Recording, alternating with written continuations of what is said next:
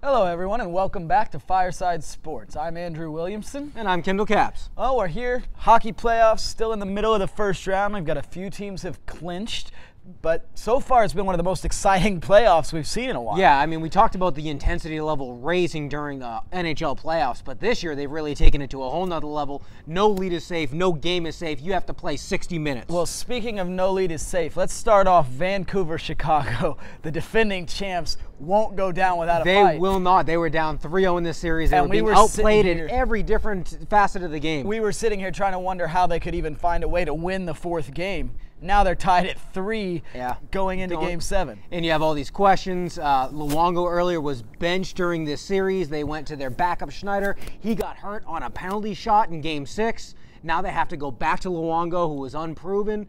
And, I mean, it's going to be a great finish to this series. Well, and I know I picked Vancouver to win this series and actually win a few more, but I don't know that Vancouver can recover from dropping 3 games straight. I think Chicago's going to take this one. You know, I think Vancouver's going to find a way. They're at home. They're a little bit more talented. I think they know they have to win this. They've seen teams recently drop 3-0 leads. I think they're going to hold on and march on to the next round. Now, we also saw the Nashville Predators take out the Anaheim Ducks. Was that you called that? That wasn't a big surprise. I like Nashville. It wasn't really. I mean, Anaheim was a decent team. They were experienced. They have a lot of veterans on their club, but most of the year they were in the 8 through 10 spot in the West.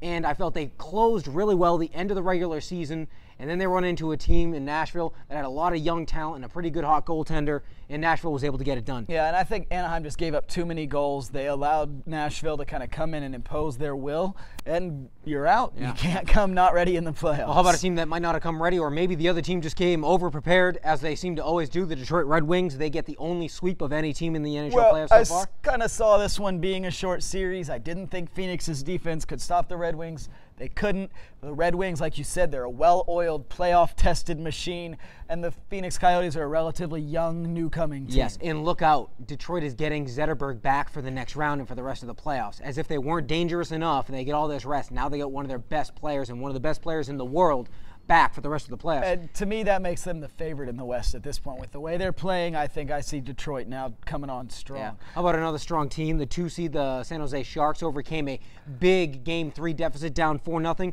Really turned the tide of that series. Well, and I really thought the Kings were going to even it up and had a good chance to come in and take this series. And then I really thought that took the wind out of their sails. But the Kings came back, won Game 5, forced Game 6. I think they have a shot. We'll see if they can win at home to go back to San Jose, but it's going to be hard. I think San Jose could probably take one of these 2 games. They should be able to take one of the 2. I wouldn't be surprised if the Kings win this game and force it to Game 7, but I agree. I think San Jose finds their way into the next round. How about over in the Eastern Conference? You have Washington beat the New York Rangers 4-1. The Rangers kind of made a stand at home, but couldn't follow through. And Washington did it in a way that you wouldn't necessarily expect from the Caps. It was with defense and goaltending. I mean, they only gave up a few goals in this entire series. It was one of the best performances in goals against in series history. So hats off to them. They get a little bit of rest as they wait to see the rest of the Eastern Conference shake out. Well, and you've got the rest of the Eastern Conference kind of mired in these tight series. Pittsburgh letting Tampa Bay off the hook with a big blowout loss at home. Now they have to go back on the road to Tampa Bay,